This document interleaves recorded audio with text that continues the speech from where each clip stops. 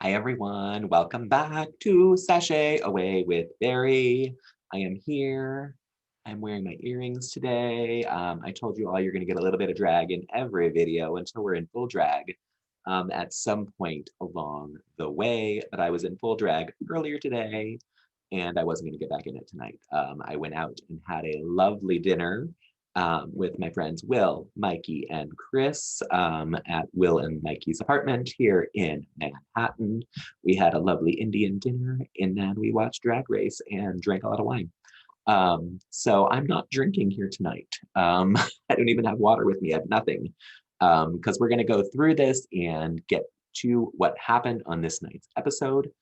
But first, if you want to toot and boot along with us this week, you can follow me on Instagram at Sashay Away with Barry, just like it sounds, SASHAYWITHBARRY. It will be in my Insta story sometime tomorrow. I'm waiting to get some better photos. Some of the queens had posted photos already, which we will see a little later. Some have not, but we will toot and boot all of the looks that we saw today. That is the daytime and nighttime looks of the mini challenge, as well as the lame runway, which we will see here shortly from the pictures that I could get off the internet and from snapping on my phone. So some of them are from the runway, some of them are professional photos that the queens have uploaded to their Instagrams already. But you can go to Sashay with Barry on Instagram and find that in my Insta story sometime tomorrow. Like I said, once I get the photos, then we can kind of upload them as they come in. I do have some, but not all of them for the queens this week.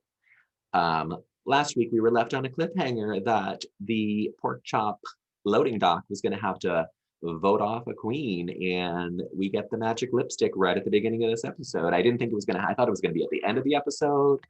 And then we would have them next week figuring out what was going to happen with that eliminated queen, but we got it right at the get-go. And of course, we have a tie to start things off because, you know, why not? And that tie was between Elliott and Utica Queen. Elliott, I understand. Utica Queen, I do not. But that's the way it goes. That's how the queens vote. They didn't know each other. It was just first impressions that they had to go off of. So they had to have a vote off between the two. And they all voted off Elliott with two T's.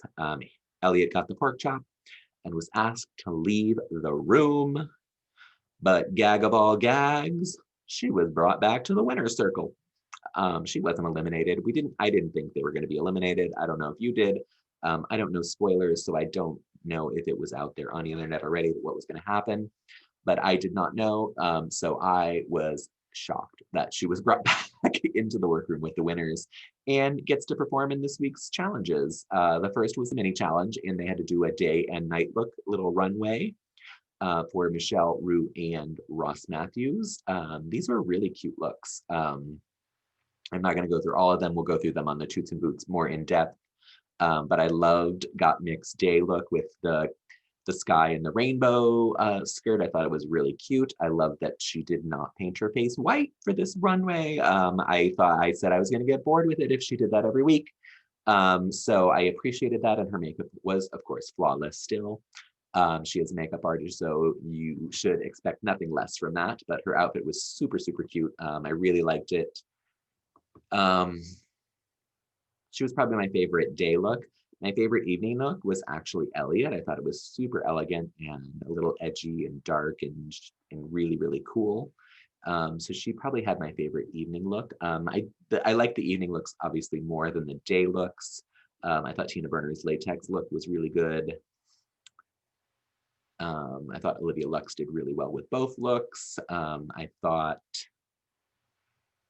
who else is on this season? Oh, Candy Muse. I didn't like her first look at all. I thought it was sloppy and messy. And I know that she was going for like this old Victorian look, and it did not work at all for me. I liked the wig. The wig could have actually been bigger, but I liked what it was. Her second look, the latex look, I liked a little better, but she kind of looked like a crab rather than a devil to me. And that big hole in the back was weird. I don't know. So I thought those Candy probably had my least favorite looks on that runway. Take every word I say about Candy with a grain of salt. I'm not a fan of hers. I'm trying not to skew my decision based on that, but it may happen. I'm not gonna lie. This time I don't think it was. I think her looks were the worst on the runway. I wasn't overly impressed with Simone on the runway, on the mini challenge runway. I can't remember her first look, but her second look didn't impress me at all. I thought it was kind of basic and a little lazy. Come at me if you will, but that's what I thought. So that there was no announcement of a winner of the mini challenge. So there you go. It was just a runway. There's no winner. Sorry, Fantasy League. There's no points given out for that. But then we have our main challenge, which is a dance and songwriting challenge. They had to write lyrics to RuPaul's song Condragulations. And they had to choreograph themselves, even though Jamal Sims was there and could have choreographed the whole thing. I think he probably had a hand in it at some point, but all we see is them on the runway choreographing themselves. No one wanted to step up and be the leader because no one wanted to say that they were a dancer. It seemed really weird to me because I think Lala and Elliott are both dancers.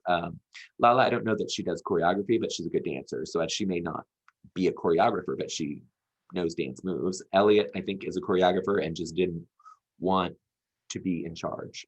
And that's kind of sucks for her because later in the episode, I mean, not later, a few minutes later, she kind of wants to take over. And Tina Burner is like, wait, I took over because no one wanted to do it. And now you're a dancer, girl. What's up? And I agree with that. It was a little shady. Elliott needed to prove herself, and this could have been a big moment for her. But they all worked it out. I mean, we always see that the choreography on the stage is a mess. It always is, because we see them literally just learning it, and then they go back into the workroom and they rehearse it for hours and hours and hours. And I think Jamal Sims said he was back there with them. So he was probably giving them new steps as well, or refining their steps at least. But all of the queens had to do their own verses. Mick got a little thrown off because she didn't think her verse was going to be played into everyone's ears. And it starts off saying that she was born a girl and she has yet to tell the queens that she is a trans man. So it really got in her head, I think. And I understand that. I mean, it makes perfect sense. I also feel like these queens know who Gottmik is. She's a very, very well-known makeup artist. She's very big on Instagram and the social medias. So I think they probably all knew she was trans. And this was just kind of the way to get the story out right at the beginning and be done with it. And it was done well. It was handled really, really well. She was in her head, but the queens were super supportive of her. Olivia was the first one to reach out to her about it. And got to talk while they were doing makeup. And it was great to see on Drag Race. It was needed to see on Drag Race. It explains a lot to people. There are probably kids out there that are going through the same thing with gender dysmorphia. And it's just seeing yourself out there is positive in every way. So it was a great thing to have on this week's episode. The actual choreography dance turned out great. There were a couple of queens that did get lost. Gottmik was a little tentative. She was the first one to do the solo part. Her verse was fine, but she was a little confused with the dance moves. And I think that's because she's not really a performer. She is a look queen. And so the performance side is what she's going to have to really step up on this season and make herself shine that way. Candy Muse got very lost in the choreography and was like looking around to see where she was. It was very obvious that she didn't know it, and it stood out to me. Also, her outfit that she had on, I hated it. I did. Again, Candy Muse hating. I'm sorry. I'm. I'm not basing this on my dislike for her. I just didn't like her look in this. The standout in the music video, it wasn't in the video, the choreography and song to me was Olivia Lux. She looked fantastic on the stage. They compared her to Beyonce. I said she was a very young RuPaul with that big blonde wig, with the fringy bodysuit that moved it with her dance moves. It was super, super good. I wasn't a huge fan of Simone mainly because her outfit I thought was awful. in this number. And she also kind of did the same thing that she did in her lip sync last week. There wasn't anything new that she did. Not that it was bad, it was just the same. I thought Tina Burner was the other standout in this, so I thought Olivia and Tina might have been the top two. But it ends up being Olivia and Simone, and they will be lip syncing for a $5,000 cash tip.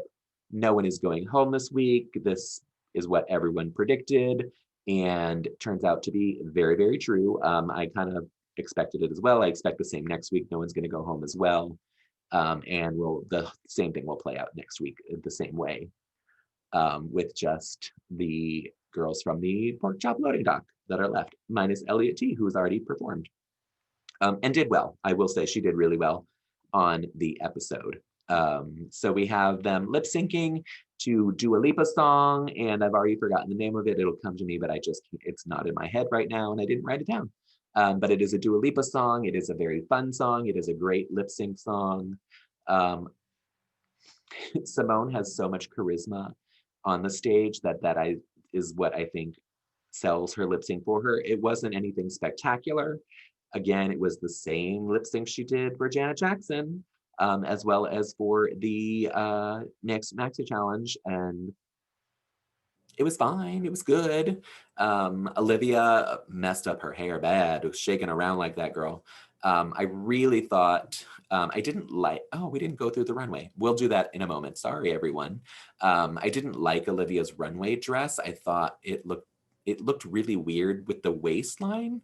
I thought it was just a wrap that was going to come off that she could take off for a lip sync, just kind of being prepared for that, since she did remove her skirt on episode 1 to lip sync in the little bodysuit. So I just assumed that green skirt was going to come off. It did not, and that made the garment kind of unforgivable for me because it was kind of ugly. The judges didn't mind it, but I think that was because they wanted to put her in the top. But while we're talking about these looks, let's go ahead and look at them, since I totally skipped the runway. How is that possible? And we'll start with the one and only Miss RuPaul, looking stunning in this giant white wig and silver dress with the slit up the side. You can't see it in this picture. The only thing I didn't like was like her tights I think in the lights looked purple. I'm sure they weren't, but they looked purple in the lights to me, and they really kind of stood out when she was walking. You can't see it here, and if you look at her foot, it's not purple, so it's clearly not really purple stockings that she's wearing. I think she looks exquisite and beautiful. This is her silhouette. The one shoulder is her look, and this big swept over hair. Looks great. She looks really, really, really, really good. She's 2 for 2 this season so far. First out on the runway, we have Gottmik, and the category was lame. And she is wearing gold lame, and it is fringed out. It is appliques. It is a rhinestone headpiece that is very alien. It was fantastic. It was a really great look for her. She looks fantastic. She looks really good. I don't know what else to say. The heels were enormous. Bravo. She did bring the white face back for this, but it's not as like clown cake white as she had the first week. Next is the one and only Candy Muse. Sorry, I'm gonna be negative again. This is awful. She looks like she's wearing a big diaper. She's wearing go-go boots that she takes off and untucked. And go-go boots, if you've ever worn them, are actually really comfortable. So I don't know if they weren't the right size for her, if her feet are just really big and she had to take them off because her feet don't really fit in them. But go-go boots you could run a mile in go-go boots. I had a pair that I loved, but this outfit is so not good. It's not flattering. I know she's doing body positivity, which I am all for, but it's not flattering on her. She wants it to make her look sexy, and this does not make you look sexy. This wig is flat and tired. Don't judge it on the face that she's making. That was just a snapshot that I took, obviously, from the screen. But this look is not good. Lala Ree is next, giving us all in gold. She wanted to come off as dark chocolate wrapped in gold foil, and she succeeded. Even this is just like a basic gold legging that she's wearing, but it still looks amazing with this outfit. This jacket is gorgeous that she is wearing. She looked beautiful. The hair was right. The makeup was right. She looked stunning in this outfit. So good. Here is Olivia Lux. This is her own photo. Like I said, I thought because the green piece, maybe it just needs a belt there to like differentiate between the top and the skirt. But to me, it looked like the skirt could have been like a tearaway down to a body. I mean, it would have been a bodysuit underneath, but she could have at least moved around a lot easier. This hair I do love. It made me sad when she was shaking so much and was falling out because it was really, really gorgeously styled. The dress I don't love, and mainly because of that waistline. I think if there was a belt there, or just something to break it up, it just looks like two separate pieces to me. That's all. But her makeup, as always, is gorgeous. She did lose both of her earrings during the lip sync, one at a time, and it was very noticeable. Even RuPaul made a face, of course. Simone looked stunning. This picture does her no justice. I mean, she looks great in this picture, but when you see this whole outfit with the red jacket, the boxing jacket that she's wearing, it has a hood that she started out in. And then she takes it off to this little cute outfit underneath that's a boxing outfit. These boots are sickening. They are so cool. The lace up with them to look like a boxing shoe is fantastic. It is a high heel. The Band-Aid with the blood on her eye. All the little details that she did. I mean, she wore these gloves the whole time. She took them off for the lip sync, as well as the robe, but A+. It's so good. Tinta Burner is giving us the Tin Man, and I love this axe head purse. I think it is so clever and witty. I think she looks better in this picture, obviously, than she did on the runway, because her face is contoured. It looked very flat on the runway, and it may just be the HD and the lighting in the room that made it look flat, but she's contoured in this, and I think it looks better on her. But her body looks great. The outfit looks great. Everything about it is right. I think she looks super cool. One of my favorite looks of the night for her, because it's different. It's not red, yellow, and orange, which Ross commented on as well. So I think she looks fantastic. Finally, we have Elliott with 2 T's. I don't like this dress. He called it Ice Skater meets 80s prom. That is exactly what it is. I don't like the wig. Yeah, I don't have anything else nice to say about it. So that's what it is. You know, those are our looks for this week. We only have 7 because all the other queens will be next week. The win was granted to Simone. She wins $5,000. All the queens are safe. And then next week we get the same challenge. I think the mini challenge might be the same as well from the previews. The day and night looks like, because I saw Kimora like in this little day business suit drinking a little tiny cup of tea. So I thought that maybe that was her day look. And then I saw someone else who had a night look and I can't remember who it was. And then we see them singing and dancing to another RuPaul song, which I can't remember which one it was. I want to say Champion, but I know it's not because that is very old. And I think she's only going to be promoting new songs. But who knows? Maybe it was, and I'm just making that up. But we see that they're all doing the same thing. There are 2 queens in pink, Rosé and Denali. So it'll be hard to differentiate between the 2 of them on stage when they're performing. But that's what we're going to get next week.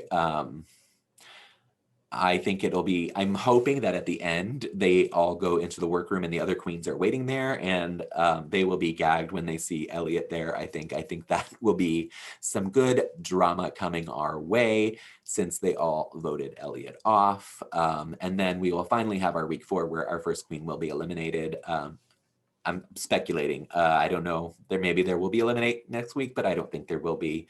I think it's going to be the same format as this week, in my opinion. That's all I have for you today. That was the whole episode. We will have more in depth on the looks with our Toots and Boots video later in the week with David and Brian, like we did last week. And we'll have more to talk about that way. There were a lot of looks this week. There was 3 from each queen plus RuPaul. So we will talk about them, and we will be back in your face and in your ears, however you listen to it. If you are watching on video, thank you very much. If you don't want to watch the video, you can listen to it on your favorite podcast platform, because the same thing is broadcast on there. It is on Google Podcasts, Apple Podcasts, Breaker, Stitcher. I don't think it's on Stitcher. Sorry, I said that one wrong. Anchor, radio. I don't know. There's 8 different ones. Go to my website, sashaywithberry.com, and they're all listed on there in the top right corner.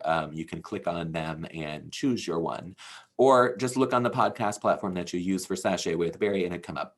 If you're listening to this and you'd like to watch it in video and see these beautiful earrings that I'm wearing today, it's 12:30 a.m. here, everyone. I'm very tired. You can probably see it in my eyes. But if you want to watch me look tired tonight, you can watch it on YouTube at BHBrown13, or just Google Sashay Away with Berry. That is the title of it. No, it's not. Maybe it is. I don't know. Just Google Sashay with Berry and my page will come up. Or you can find it on my website as well. There is a link right there to it. That is sashayawaywithberry.com. I welcome all kinds of comments. Your thoughts are welcome. I reply to all comments. I like all comments if they are positive. If they are negative, I do still read them, but then I delete them because I don't want negativity on here. Drag is supposed to be happy, and that is what we are here to do, is be happy. I say that no negativity. I talk negatively about Candy, but that is just my opinion about it. It is not meant to hurt her in any way. It is just how I take her drag, and drag is subject to that. It's all subjective. It's art. There's art that you don't like and art that you don't like. That's the way I feel about it. Come for me if you want. I don't care. I am old and I can take it. I'm not going to cry over it. That's the way it is. But I will be back with you later this week. I'm also going to do a Meet the Queens for UK sometime this week, because I haven't done that. And we start next Thursday on that. So you're going to get lots of drag content coming up. It's going to wear me out. But I'm still going to be here for you all to enjoy. So thank you for watching. Thank you for listening. And I will see you in a few days. Bye, everyone.